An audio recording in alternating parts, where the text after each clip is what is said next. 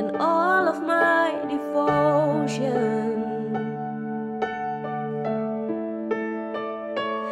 Now there's nothing in this world that could ever satisfy. Through every trial, my soul will sing, no turning back. I've been set free. Christ is enough for me. Christ is enough for me. Everything I need is in you. Everything I need. Christ, my all in all, the joy of our salvation. And this hope will never fail. Heaven is our home. Through every storm, my soul will sing, Jesus is here. To God to be glory. Christ is enough for me. Christ is enough for me.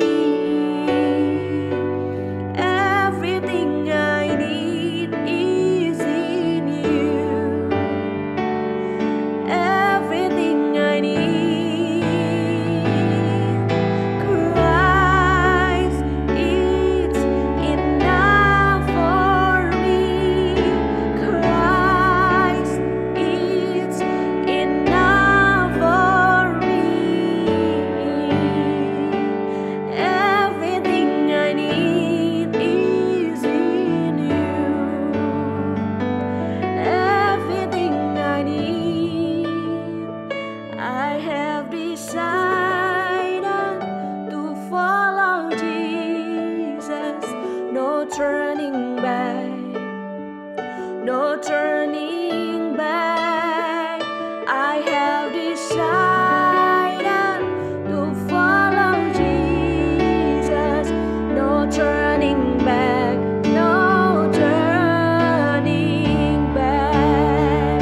The cross before me, the world behind me. No turning back. No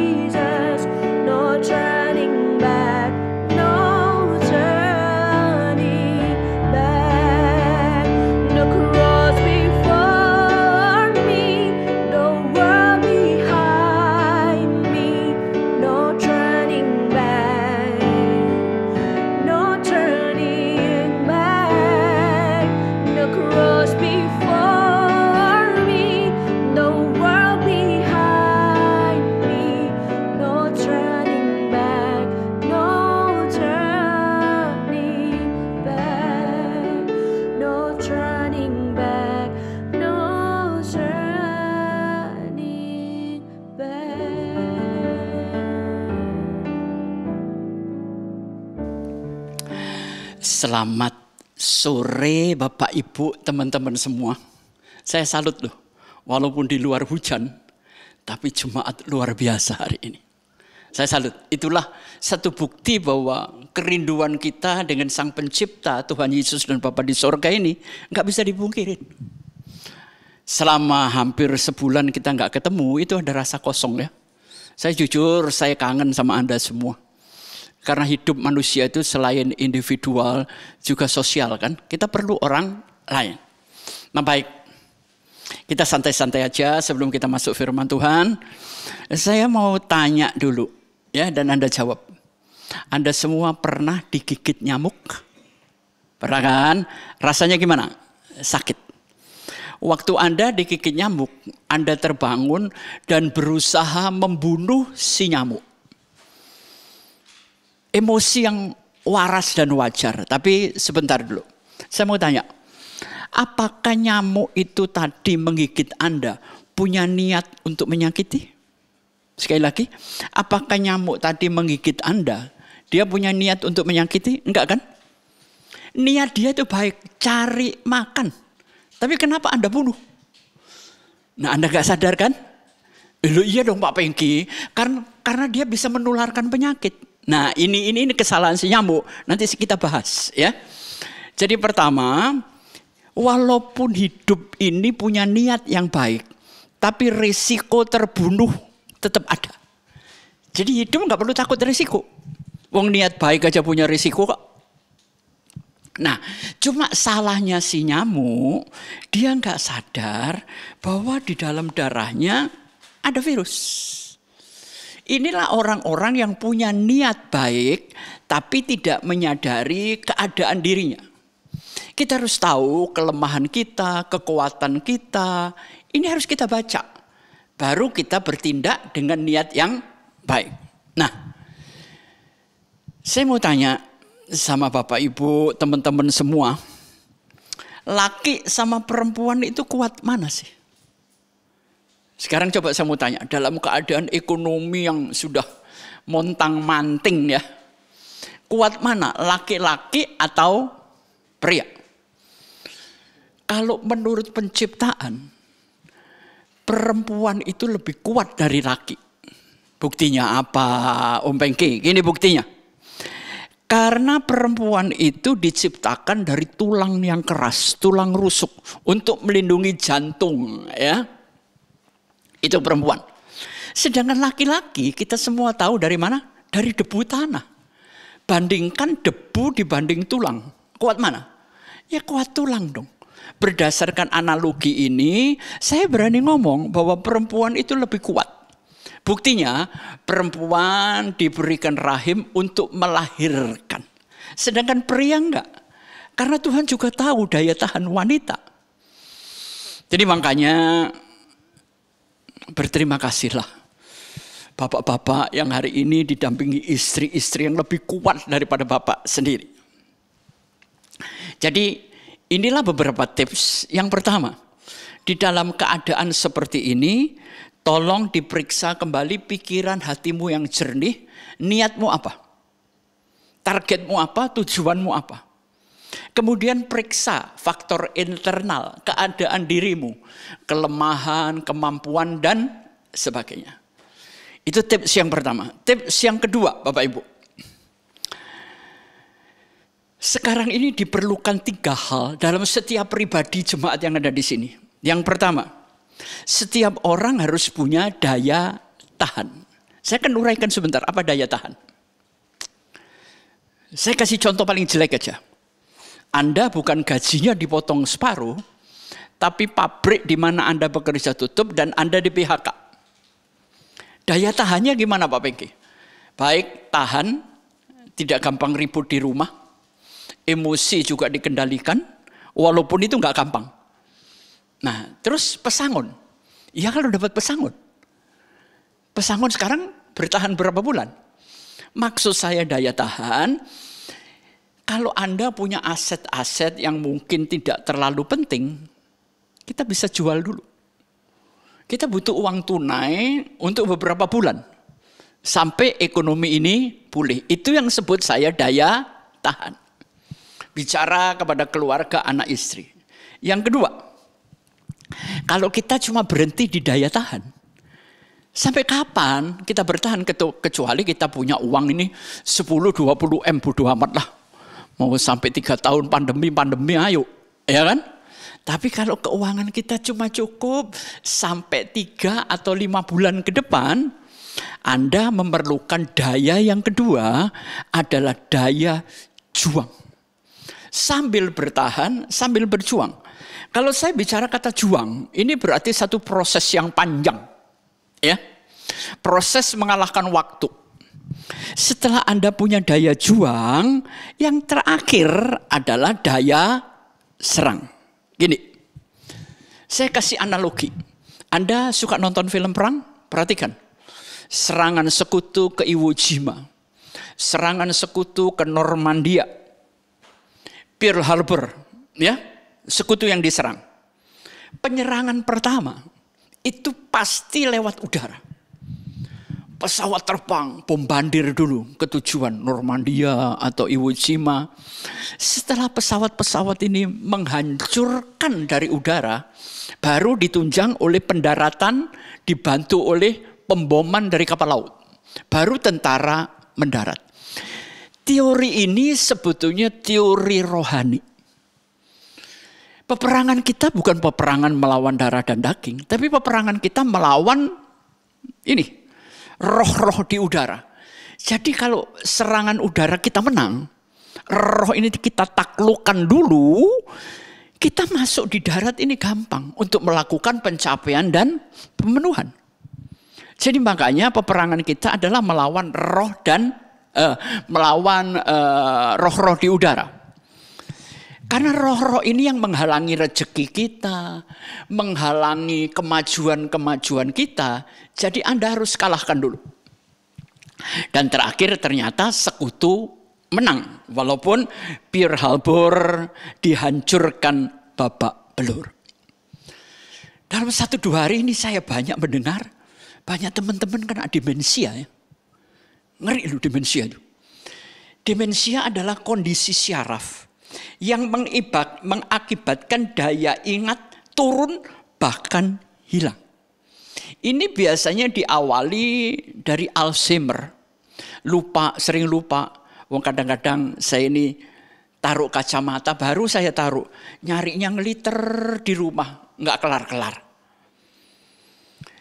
Dan juga bisa juga stroke. Nah, saya mau jelaskan sebentar Bapak Ibu. Anda suka datang ke KKR kesembuhan? Oh pasti dong Pak, oke bagus dan tepat. Cuman saya punya pikiran yang saya mengajak Anda untuk berpikir. Setelah Anda disembuhkan, terima kasih kepada Tuhan Yesus. Saya mau tanya, berapa tahun lagi nanti kita mati nggak? Orang yang sembuh tadi? Ya mati Pak Pengki. Nah, jangan melihat kesembuhan cuma secara fisik. Saya kasih contoh. Inti kesembuhan, Tuhan menyembuhkan orang buta apa? Orang buta itu masa depan gelap, nggak tahu arah. Begitu disembuhkan, masa depannya jelas dan tahu arah kemana tujuannya. Itu inti moral yang sebenarnya. Ya memang kita buta dicelikkan ya, waduh matur nuwun Gusti Yesus banget. Cuman kan masalahnya inti dari cara berpikirnya Tuhan Yesus apa? Dia ingin masa depanmu terang. Dia ingin punya arah di dalam hidup. Yang kedua, kenapa ada orang tua masuk gereja punggungnya bongkok? Bongkoknya itu bukan bongkok standar, itu sudah mencapai 60 derajat. Dan kemudian Tuhan sembuhkan. Kenapa? Intinya adalah sebetulnya manusia ini punya beban berat. Tapi kalau Anda tahu cara memikulnya, Anda nggak perlu terbungkuk-bungkuk. Orang bongkok itu cuma bisa melihat ke tanah. Orang bongkok cuma bisa melihat ke bawah. Dia susah untuk melihat ke atas kecuali dia telentang. Jadi maksud Tuhan Yesus, hidup ini lihatlah ke atas. Di bawah ini banyak kesulitan. Ya. Jadi kalau kanan kiri muka belakang tertutup, nggak ada jalan, lihatlah ke atas. Jalan masih sangat terbuka. Alzheimer itu adalah orang-orang yang sudah tidak ingat. Nggak ingat istri, nggak ingat keluarga. Kalau saya ingat dengan kata ingat, saudara ingat di firman Tuhan di mana? Waktu Yesus disalibkan, kiri kanan ada penjahat. Yang satu ngomong begini, Tuhan ingatlah akan aku. Jadi yang terpenting, dan Tuhan Yesus menjawab, sekarang juga engkau ada di sorga. Otak saya mumet mau pecah. Orang disalib kok Tuhan ngomong sekarang juga di sorga. Sorga mana, dia lagi teriak-teriak meronta-ronta kok mau mati. Artinya apa? Sekalipun kita memikul salib, kalau kita tetap bisa bicara dengan Tuhan, kalau kita punya hubungan dekat dengan Tuhan di tengah salib, suasana hatimu adalah surga. Karena itu Bapak Ibu, di tengah kesulitan hidup, yang penting jaga hubungan dengan Tuhan. Itu yang terpenting. Nah, saya kembali akan menguraikan kata ingat. Tuhan ingatlah akan aku. Seandainya saya jadi Tuhan Yesus, saya ngomong gini, enak aja. Emang selama ini lu ingat gua? Enggak kan? Yang penting bukan apa yang saya ingat. Yang penting adalah apa yang Tuhan ingat tentang saya. Saya kasih contoh. Kuncinya keberhasilan itu satu. Bukan berapa banyak orang yang saya kenal, tapi berapa banyak orang yang mengenal saya. Maka saya diingat. Jadi yang penting dalam hidup ini bukan apa yang saya ingat, tapi apa yang Tuhan ingat tentang saya. Dan percaya memori Tuhan tidak pernah lupa satu noktah debu pun tentang Anda. Tuhan tidak pernah lupa. Ya, jadi yang penting adalah bagaimana Tuhan mengingat apa yang kita kerjakan. Jadi tadi tips yang pertama adalah tentang nyamuk, niat baik. Yang kedua, periksa diri, tahu diri. Terus yang kedua ada 3, daya tahan, daya juang, dan daya serang. Yang ketiga, tipsnya adalah cukup. Gimana penghasilanmu bulan-bulan ini selama beberapa bulan cukup? Aduh, montang-manting Pak Pengki, Bapak Belur. Tapi ya sudahlah, kita cukupkan aja. Dan Rasul Paulus bicara, bagaimana kita merasa cukup dalam segala hal. Dan doa Bapa kami berkata, berikan kami makanan secukupnya. Saya mau uraikan sebentar. Saya mau tanya, ukuran cukup itu berapa sih standarnya? 5 juta? 10 juta, mungkin bagi saya cukup. Tapi bagi orang lain, kalau enggak 50 sampai 100 juta, saya enggak cukup, Om. Nah, jadi kalau gitu enggak ada standar kan? Berarti standar cukup itu bukan di luar dirimu. Tapi standar cukup adalah di dalam dirimu. Kecukupan itu adalah olah rasa, olah batin, sehingga kita bisa mengucap syukur. Karena Anda bisa mengucap syukur, Anda bahagia. Bukan karena Anda bahagia, Anda bisa mengucap syukur. Enggak. Coba teman-teman kita periksa ya di kedalaman diri kita. Sudah bisa bersyukur gak? Tapi kenapa ya Pak ya? Dulu saya cukup, sekarang gak cukup. Nah ini saya mau ngomong. Yesus sendiri pernah berkata, yang terdahulu menjadi yang terkemudian. Waktu Anda terima gaji 10 juta, udah lebih dari cukup Pak. Tapi Anda lupa, perjalanan waktu menyebabkan ketidakpastian, pergeseran, kemajuan. Karena Anda lupa diri. Terjebak dalam zona nyaman, Anda kurang mengembangkan potensi, menggali talenta, belajar yang di depan. Ini yang menyebabkan kita secara tiba-tiba, loh kok sekarang gak cukup ya? Makanya waktu Anda sekarang cukup di zona nyaman, ada satu ayat ngomong begini, kalau engkau pakai sepatu, berpikirlah seolah-olah Anda nggak pakai sepatu. Kira-kira bunyinya begitu. Ya, kalau Anda punya mobil, berpikirlah Anda seolah-olah nggak punya. Ya memang hidup ini lahir telanjang, mati telanjang kok. Punya apa? Ya, semua itu di luar diri kita, bukan punya kita. Kekayaan Anda, maaf Bapak, Ibu, Om, Tante, anak muda.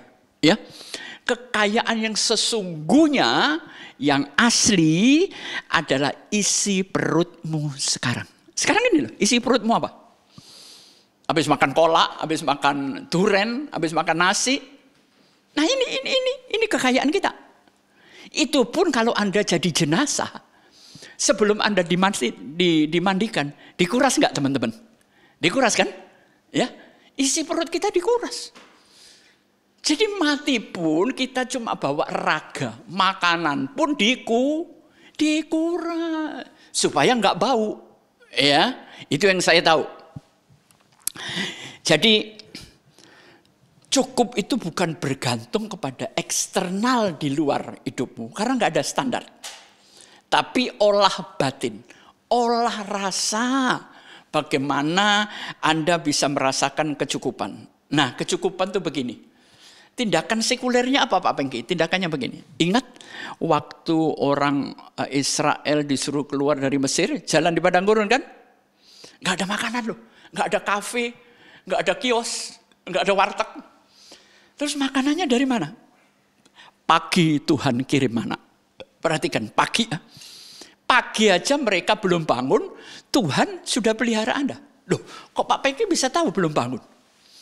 Karena ada ayat selanjutnya ngomong begini. Ambillah mana yang aku kirim dari langit. Tapi jangan kesiangan. Ini teguran Tuhan. Rezeki kita tuh ada di mana-mana. Tapi jangan males. Belajarlah kepada semut. Kalau males, Anda nggak makan. Ya. Dan kedua, karena kalau kena matahari, dia akan leleh. Mana itu nggak diturunkan Tuhan ke mulut orang Israel yang masih tidur. Enggak loh. Kitanya disuruh keluar. Dan yang kedua, jangan lebih dari segomer. Kayaknya ukuran mangkok lah, saya nggak tahu. Nah, kalau Anda mengambil lebih, maka sisanya akan jadi ulat. Berapa banyak kita makan selalu bersisa? Ini saya mau ngomong sama ibu-ibu ya. Biasanya kebanyakan istri-istri begini. Jangan dikasihkan orang dulu dah. Disimpan terus di kulkas. Kalau sudah benar-benar nggak bisa makan, baru dikasih. Nah, memberi nggak boleh begitu. Berilah yang terbaik. Berilah yang layak pakai, layak makan. Ya, jadi mari. Inilah tips-tips yang bisa saya berikan kepada Anda. Nah, hari ini saya akan bicara agak sedikit aneh ya. Yang nggak aneh juga sih. Daud pernah berkata, hai jiwaku, pujilah Tuhan. Bawalah jiwa-jiwa baru ke gereja. Rumah sakit jiwa, kalau di Surabaya di Menur, rumah sakit jiwa di sini adalah di Grogol. Saya mikir, kenapa ya yang ada kok cuma rumah sakit umum atau rumah sakit jiwa? Kok enggak ada rumah sakit roh? Berarti roh itu enggak bisa sakit dong. Roh itu miliknya Tuhan. Yang sakit itu jiwa. Nah, muncul pertanyaan saya. Jiwa itu di mana, Bos? Bentuknya apa? Saya membaca banyak buku. Saya enggak puas. Akhirnya saya satu hari ketemu Pendeta Poltak Sibarani. Karena saya nanya, memang saya lagi nguber masalah jiwa ini. Pak Poltak, jiwa itu apa dan di mana? Jawabannya bisa saya terima. Dia ngomong begini, Pak Pengki, jiwa itu letaknya antara roh sama daging. Jadi jiwa itu berputar di situ. Jiwa itu dalam bentuk kehendak, semangat, gairah, emosional, sekitar itu. Yang stres bukan rohmu, jiwamu.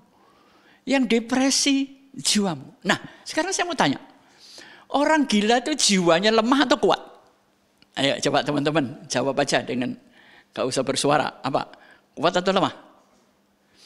Semua pendapat pasti ngomong orang gila jiwanya lemah. Itu salah. Justru karena jiwanya terlalu kuat. Ya, saya kasih tahu. Orang jiwanya sangat kuat. Dia menutupi roh. Menebus daging, depresi, saudara. Karena saat itu jiwamu sedang depresi. Kalau lemah, roh sama daging bisa menyelesaikan.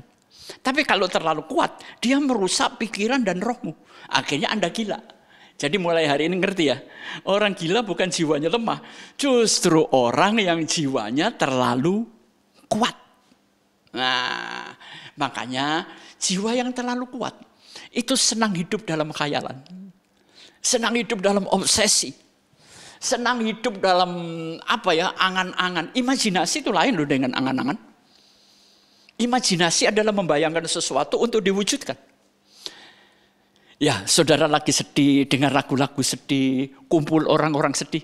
Gila sampean bro. Jangan.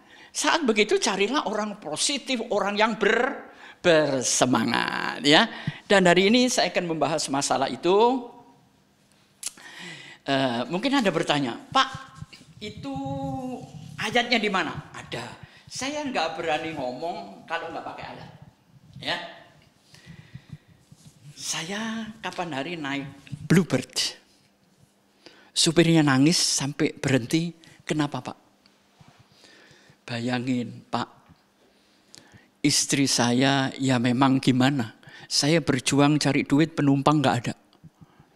Saya tinggal di asrama. Tahu-tahu istri saya datang, bawa laki lain dan ngomong minta cerai mau menikah sama laki ini. Kira-kira saya depresi nggak? Saya nggak menyalahkan istri, anak menangis minta uang, nggak nyalain. Tapi si bapak juga nggak bisa saya salahin. Wong dia sudah ngider 1 hari. Tidur di taksi tapi penumpangnya memang nggak ada. Inilah yang disebut daya tahan. Ya, jadi hati-hati, hidup itu bukan sekedar kita teriak-teriak, Tuhan luar biasa, pret. Gak usah diteriakin, Tuhan memang sudah luar biasa. Tuhan itu baik. Dari saya belum lahir, dia memang sudah baik. Ya, jadi mari kita berteriak yang bisa menyemangati hidup ini luar biasa. Temukan yang luar biasa lewat hal yang biasa. Sekarang orang gereja kalau ketemu, gimana bos? Luar biasa. Apanya yang luar biasa? Hidup biasa-biasa aja kok. Temukan yang biasa di dalam menemukan luar biasa. Saya kasih contoh. Lihat kuli-kuli bangunan. Orang biasa kan? Tapi lihatlah daya tahannya. Enggak minum vitamin. Tidur di bawah kolong jembatan. Ngangkat beras dari kapal. Ini luar biasa. Cocok. Lewat kuli yang biasa. Terus kita ini teriak. Luar biasa. Luar biasa apanya? Tadi baru ditagih debt collector. Teriakan itu yang susah. Ya, buat saya gini. Nanti Desember Natal kan? Ini saya kasih pengertian sebelum saya masuk firman Tuhan. Sebetulnya menurut Anda apa sih? Yang simpel aja tentang Natal. Allah menjadi manusia. Pasti teori ini nggak ada orang menyangkal kan? Allah jadi manusia. Tapi kenapa sekarang manusia kepingin jadi Allah? Ngerayain Natal lagi, ya kan? Allah diam berkemah di tengah manusia. Jadi buat saya, ini bahasa apa ya? Anda boleh terima enggak? Inkarnasi. Menjelma. Nah, dulu kita berpikir gereja enggak boleh dekat dengan sekuler. Haram hukumnya. Ini gereja model lama. Sekarang gereja mulai bersinggungan dengan sekuler. Tapi seharusnya gereja harus masuk mempengaruhi yang sekuler. Inilah inkarnasi yang sakral di dalam yang sekuler. Coba kalau pengusaha datang kepada Pak Pendeta. Dia ceritakan usahanya susah, dikasih jalan keluar, didoakan, terus usahanya diberkati. Kira-kira gereja itu, pengusaha ini merasa ingin membalas budi enggak? Membalas kan? Jadi berikan solusi kepada para pengusaha. Maaf kata, bukan gereja atau pendeta yang mendatangi pengusaha dan minta duitnya. Ini salah. Buat pengusaha semua ngumpul di gereja Anda. Bukan Anda rame-rame ke pengusaha, bukan. Pengusahanya bilang, "Lawang gerejanya minta tolong gua, kok gimana gua minta tolong dia?" Bisa terima, sorry ya, ini memang bagian dari pemikiran yang harus saya utarakan, ya. Karena roh di dalam diri kita lebih besar dari roh di luar diri kita. Nah, sebelum saya mulai, saya mau tanya, kekayaan buat Anda sehat atau sakit? Ya sehat. Kalau Anda membenci orang kaya, berarti Anda tidak mau jadi kaya, gitu aja. Orang kaya yang kita lihat hari ini berjuangnya juga mati-matian kok. Seharusnya kita belajar ilmunya tentang keuangan, bukan membencinya, ya. Nah, buat saya kemiskinan adalah akar segala kejahatan. Karena apa? Kalau kita nggak punya uang, terus istilahnya kalau orang Jawa, setan lewat, otak lagi butek, bisa maling kok, bisa nyopet, bisa nipu, ya. Jadi kekurangan adalah penyakit yang harus disembuhkan. Bukan berarti saya ini kaya, lebih kaya dari Anda. Enggak, saya cuma mengikuti doa Yesus. Berikanlah kami makanan secukupnya. Semua orang ingin jadi kaya, tapi enggak tahu caranya dan enggak siap nantinya kalau kaya. Tuhan menciptakan kita ini dalam keadaan kaya loh. Ya. Jadi makanya teman-teman, jangan coba menciptakan kekayaan dengan pikiran kemiskinan. Sekali lagi, jangan coba menciptakan kekayaan dengan pikiran kemiskinan. Tidak ada seorang pun ditakdirkan miskin. Tapi mengapa kita berpikir sebaliknya? Kan gitu kan? Ya, baik. Sekarang kita akan baca kitab Hakim-Hakim, Fatsal yang ke-11. Saya akan baca ayat 1 sampai ayat 3. Adapun Yefta orang Gilead itu adalah seorang pahlawan yang gagah perkasa. Tetapi ia anak seorang perempuan sundal. Ayah Yefta ialah Gilead. Juga istri Gilead melahirkan anak laki-laki baginya. Setelah besar anak-anak istrinya ini, maka mereka mengusir Yefta. Katanya kepadanya, "Engkau tidak mendapat milik pusaka dalam keluarga kami, sebab engkau anak dari perempuan lain." Ayat ketiga, maka larilah Yefta dari saudaranya dan diam di tanah Tob. Di sana berkumpullah kepadanya petualang-petualang yang pergi merampok dengan dia. Ya, sampai di sini tinggal 2 ayat pendek. Di sini dikatakan adapun Yefta orang Gilead. Pengertiannya seperti mungkin ada orang nanya kepada Anda, kenal Pak Pengki? Oh, tahu Pak Pengki itu orang Surabaya. Nah, inilah Yefta ini orang Gilead. Jadi Gilead ini nama satu daerah. Identitas kedua, dia seorang pahlawan yang gagah perkasa. Tapi ada identitas yang tidak enak. Ia anak seorang perempuan sundal. Ayah Yefta ialah Gilead. Ya. Setiap orang punya kelebihan dan punya kekurangan. Makanya sekarang dalam pertarungan politik itu mengkorek-korek masa lalu itu keuntungan bagi lawan politiknya. Saudara, dia pahlawan, nggak ada cacat, hebat, perang, menang, panglima perang. Tapi kalau diurut-urut, ternyata Yefta ini hasil selingkuh antara bapaknya dengan perempuan sundal. Nggak enak kan? Ini sorry ngomong ya, umpamanya saya anaknya perempuan sundal. Terus sekolah teman-teman saya tahu. Terus dia teriak-teriak, Pengki anak pelacur, Pengki anak... Kira-kira sakit hati, depresi, stres. Apa kita mau bunuh mama kita? Kita nggak pernah bisa merencanakan siapa orang tua kita. Semua seizin Tuhan. Jadi siapapun, apapun ayah ibumu, hormati. Karena ibu dan ayah itu pilihan mama. Anda dalam bahasa dunia hanya terlanjur jadi korban. Tapi jangan berdiri pada posisi korban. Anda harus mampu bangkit untuk mengubah. Dari posisi korban menjadi posisi pemenang. Tapi ada cerita lain dari keluarga ini. Juga istri Gilead melahirkan anak lelaki baginya. Setelah besar anak-anak istrinya, mereka mengusir Yefta. Katanya kepadanya, engkau tidak akan memiliki pusaka dalam keluarga kami, sebab engkau anak dari perempuan lain. Makanya kalau punya istri banyak itu bikin masalah. Ya istri 1 anak aja bisa perang, apalagi istri 4, 5 perangnya tambah gede. Perang Harmagedon nanti, urusan harta, bener kan? Nah, perhatikan. Hebatnya, tadi saya ngomong, setiap orang punya kelebihan dan kekurangan. Kelebihannya apa? Dia pahlawan. Kekurangannya apa? Dia menghamili perempuan sundal. Tapi hebatnya lagi, ini saudara. Si bapak tadi berani membawa pulang loh. Anak ini tadi, hasil selingkuhan. Kalau kita ngapain anak haram dibawa pulang? Sebentar Bapak Ibu. Yang haram itu bukan anaknya.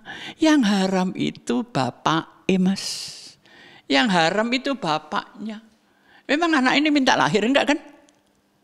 Yang haram itu bapaknya. Makanya gereja-gereja jangan suka membuat seminar anak-anak nakal. Mari kita bikin rame-rame seminar bapak nakal. Seminar mama nakal itu kayaknya lebih menarik, saudara. Ya. Tapi kita bersyukur saya tidak lahir dalam keluarga seperti itu. Tapi saya belajar lewat Yefta. Terjadi masalah dan akhirnya Yefta diusir. Dia tidak pernah mendapatkan kasih sayang. Tapi perhatikan Bapak Ibu. Yefta diterima oleh siapa? Kelompok perampok. Kelompok petualang. Mungkin kelompok narkoba. Kelompok mafia. Nah, dia merasa diterima di situ. Ceritanya, sekarang kita buka ayat yang ke-11.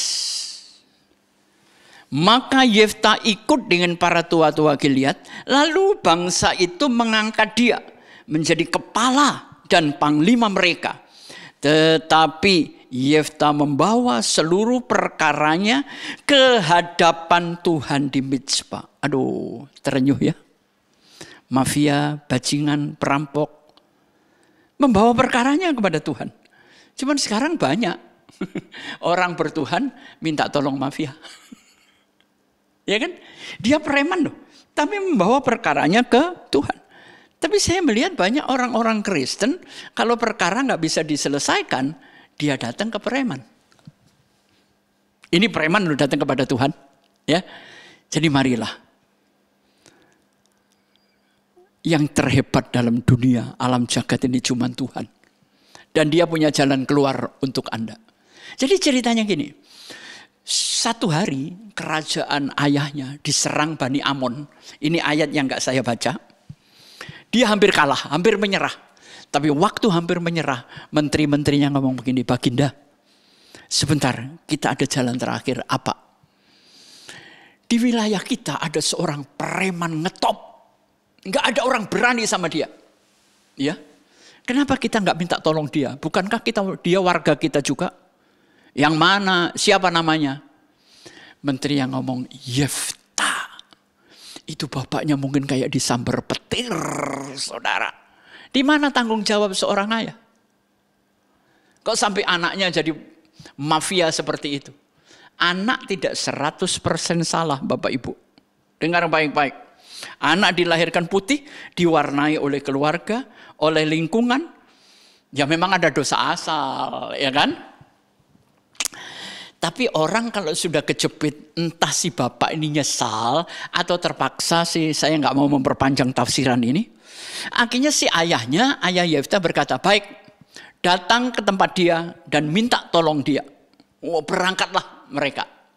Makanya hidup jangan pernah menghina orang. Satu hari dunia berputar, Anda akan minta tolong kepada orang yang pernah Anda hina habis-habisan. Orang di bawah kita hargai, orang di atas kita syukuri. Amin.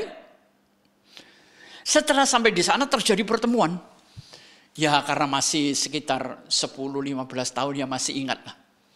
Yefta kaget. Terus ayatnya ngomong begini. Menterinya menyampaikan pesan. Yefta, raja kami kejepit, minta tolong kamu. Kamu kami angkat jadi perwira panglima. Yefta ngomong begini, om menteri, waktu dulu saya diusir kamu di mana? Enggak ada yang bela aku kan? Sekarang kamu datang ngapain? Minta tolong aku. Sekarang andai kata, ini yang nonton ini, atau saya jadi Yefta. Apa reaksi Anda pada saat begini? Oh, kalau saya injek habis, saudara. Saya akan berpihak kepada musuhnya, saya habisin itu kerajaan. Tapi rupanya yang pertama, rasa nasionalisme Yefta masih tinggi. Ya. Dan dia masih ingat, apapun terjadi itu ayahku. Ini yang luar biasa, ya kan? Sekarang banyak ayah nggak mau mengakui anak sampai masuk koran, itu kan gila kali. Darah nggak bisa ditipu, saudara.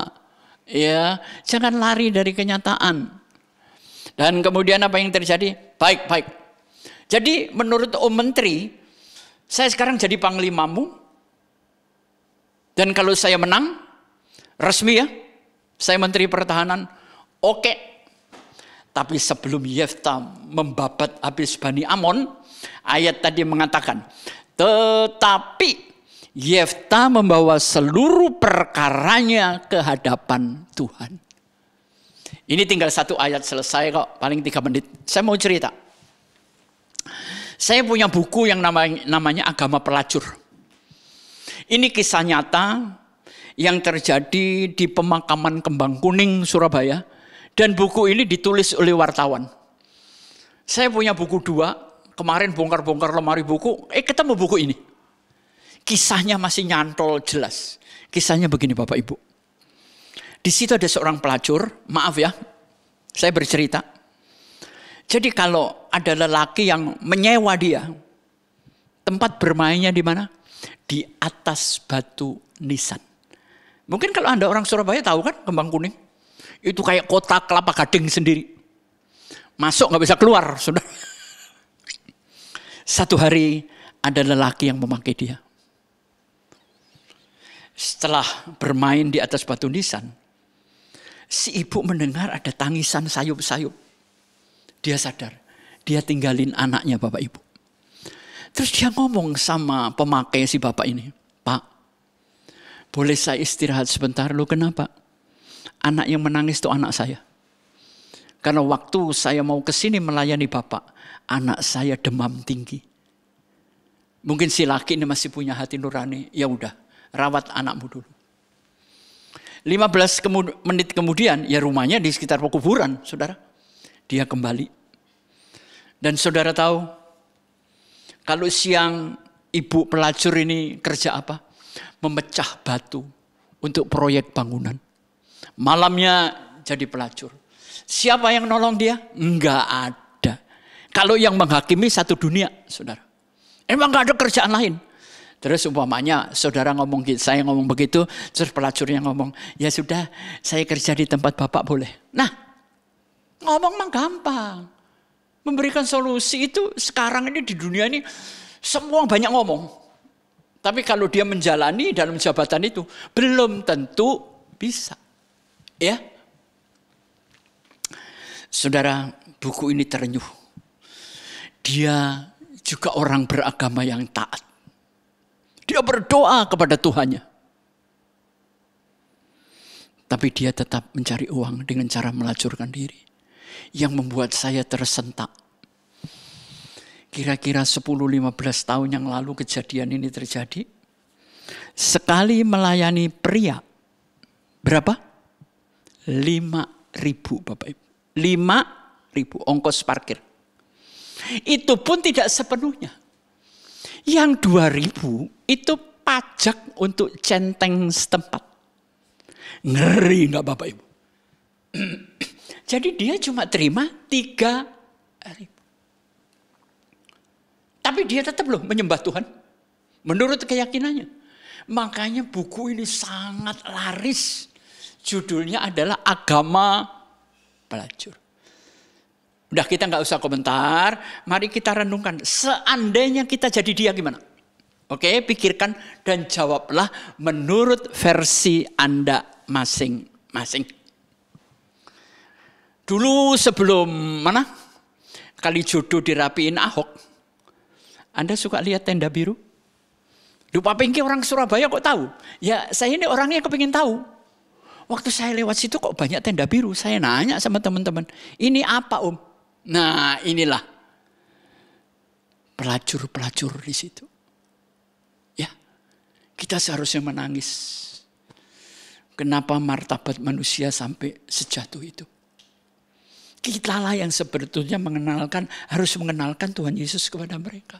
Bukan kita enak-enak di gereja, saudara. Kristen itu transformasi, bukan charity. Memang gereja hebat, sosial, bantu ini, bantu itu. Puji Tuhan. Tapi apa mengubah mereka? Enggak. Jadi inilah Yefta. Dan ayat terakhir, ayat 29. Lalu roh Tuhan menghinggapi Yefta. Seorang preman. Waktu menyerahkan perkaranya kepada Tuhan. Seketika itu juga, tidak besok. Roh Tuhan menghinggapi dia. Ini berita baiknya. Tuhan tidak pernah melihat siapa Anda dan siapa saya.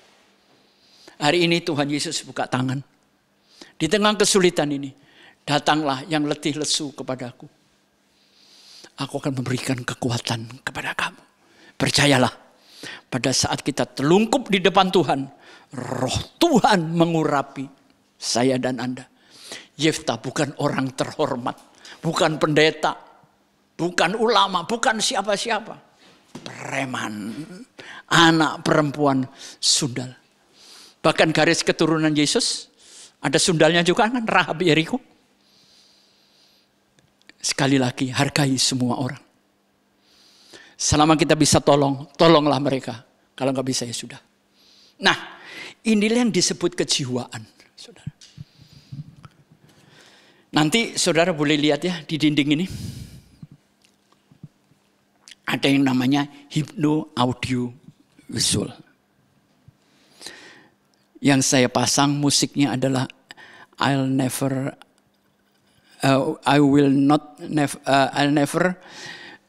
meet again.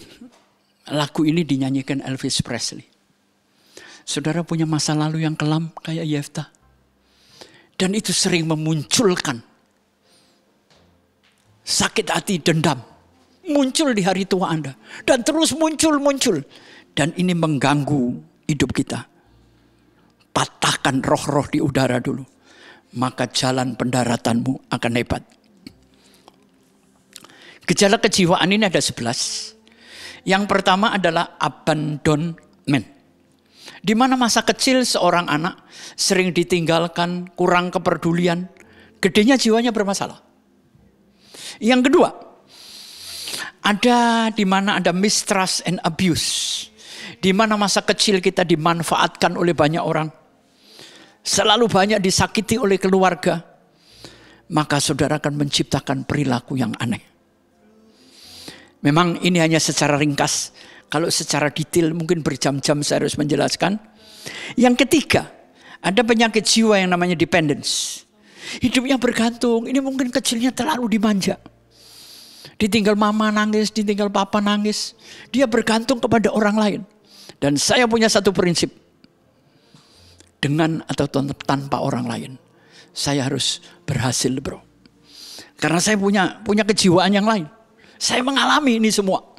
Makanya saya mau cerita. Yang keempat adalah vulnerability. Hidup dalam ketakutan.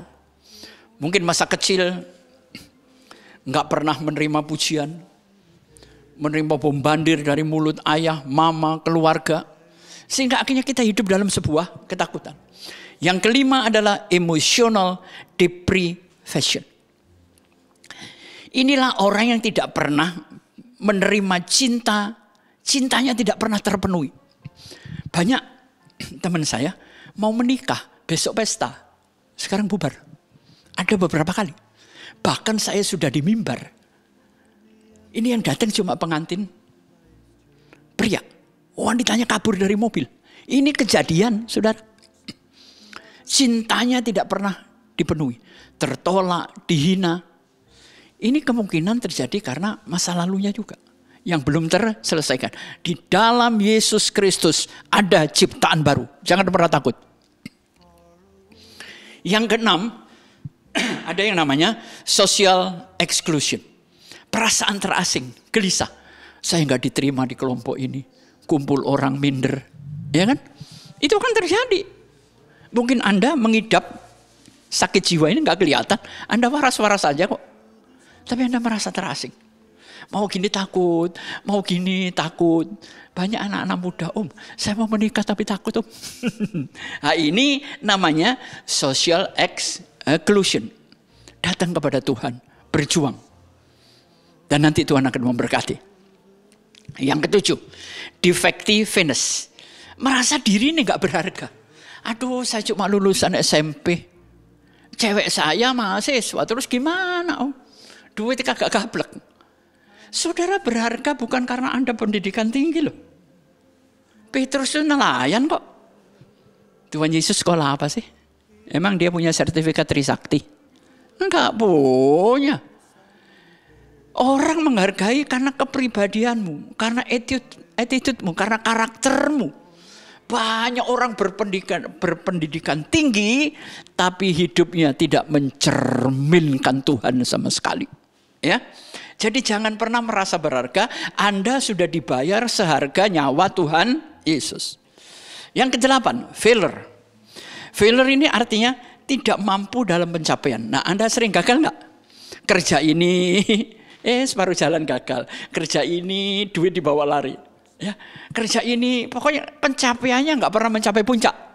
Nah, ini ya memang karena seringkali anak-anak waktu kecil orang tua nggak mengerti, oh kamu goblok, kamu nggak mungkin bisa, kamu nggak, itu masuk ke alam bawah sadarmu, kejiwaanmu terpengaruhi. Akhirnya Anda tidak pernah mampu dalam pencapaian. Yang kesembilan, tinggal 2 poin lagi, subjection. Anda lihat gambarnya, ada gajah yang kepalanya di bawah, pantatnya di atas. Namanya apa ini? Sirkus kan. Tujuannya apa? Gajah ini melakukan ini untuk menyenangkan orang lain. Berapa banyak orang rela mengorbankan uangnya, duitnya, kebutuhannya supaya orang berteman dengan dia. Oke, banyak kan? Ya, kalau bahasa kasarnya membeli orang lah. Padahal maksudnya baik. Bertemanlah tanpa apa-apa. Bertemanlah karena Anda mencintai orang itu. Menyenangkan orang lain dan mengorbankan kebutuhannya diri sendiri. Berkorban baik, saudara. Kalau Anda menolong orang karena Anda kaya, lumrah. Tapi kalau Anda menolong di tengah Anda kekurangan, itu baru namanya pengorbanan. Yesus punya nyawa satu diberikan kepada sedunia. Nah, ini pengorbanan. Ya. Yang ke-10, Anda lihat di gambar, unrelenting standard. Ada teman saya, itu gak pernah puas cari duit, saudara. Mobil gonta-ganti, rumah bongkar pasang, katanya orang Jawa. Ini rumah dibongkarin terus, ini pasti punya ilmu. Itu kelendek kan? Ada kepercayaan begitu. Tapi menurut saya gak juga lah. Ini orang punya standar terlalu tinggi. Kalau yang lain pakai Merges, wah jam tanganmu pakai Tissot. Kalau yang lain pakai Tissot, Anda di atas lagi, ya. Anda gak pernah puas. Nggak pernah puas. Mau kemana bro? Ujungnya nggak ada yang dibawa. Ya, manusia cuma butuh pengakuan kok. Waduh, itu kaya. Yang dipakai lihat. Kalau ke gereja 1 badan, bisa 1 M. Mulai gelang, kalung, sepatu, mobil. 1 M lebih. Hanya supaya diakui. Nah, yang gini-gini biasanya gampang jadi pengurus gereja. Biasanya bro. Ya kan? Tapi yang pakai sandal jepit, udah nggak usah diundang, ngerecokin ini. Tapi kalau penampilannya begitu, wah ini nggak lama jadi pengurus, saudara. Nggak lama itu biasanya, ya. Yang terakhir, yang tadi unrelating standard ini orang yang berusaha memenuhi harapan tertinggi. Sekolah harus S3, rumah, pondok indah, pokoknya harus ngetop menjadi orang terkaya di Forbes. Bagus kok. Tapi motivasinya apa? Niatnya apa tadi? Ya, orang nyamuk niatnya baik aja bisa dibunuh kok. Yang terakhir ada entitlement. Dia selalu ingin menjadi orang yang spesial. Jadi kalau masuk ke pesta, orang ngelihat dia. Ini kita orang Kristen juga kejangkitan. Jemaat sudah kumpul, pendetanya datang telat. Terus jalan. Teng, ting, teng. Semua mata menyorot. Saya nggak menyalahkan, mungkin dia telat karena terlalu banyak jadwal. Tapi ada teman-teman saya ngomong, ya, supaya dia dilihat orang. Sekarang kan banyak orang kepingin naik panggung, walaupun nggak bisa apa-apa, ya. Jangan. Ayo kita kembali. Kalau Yefta yang ancur-ancuran dari preman membawa masalahnya ke Tuhan, roh Tuhan hinggap dan akhirnya dia jadi panglima perang. Kita pun bisa. Tuhan tidak melihat siapa kamu dari mana, tapi Tuhan sedang bertanya, kamu mau ke mana? Ayo, kita punya masa depan teman-teman. Jangan lupa minggu depan kita tetap kebaktian di Dan Mogot. Jadwalnya boleh Anda lihat lewat Instagram Rem, ya lewat medsosnya Rem. Di situ ada jadwal-jadwalnya dan kita ketemu lagi karena minggu depan saya akan menyampaikan yang namanya checkpoint. Ya, checkpoint ini perlu saudara untuk mengetahui hari esok. Tuhan memberkatimu. Mari kita berdoa. Bapa di sorga, terima kasih. Mungkin kejiwaan kami goncang, roh kami juga mungkin capek, lelah, emosi, apalagi fisik dengan tekanan hidup. Hamba berdoa di dalam nama Tuhan Yesus, terlepaslah ikatanmu. Di dalam nama Tuhan Yesus diberkatilah jemaat Tuhan di GBI Rem ini. Kami tetap menyerahkan gereja ini, gembala sidang, pengurus semuanya Tuhan memberkati. Dan untuk sahabat-sahabat yang membuat YouTube ini bisa tampil menjadi berkat, Tuhan memberkatinya. Terima kasih Bapak. Keluarga Anda, keluargaku, semuanya, ekonomiku, ekonomi Anda, Tuhan berkati dengan luar biasa, khususnya kesehatan.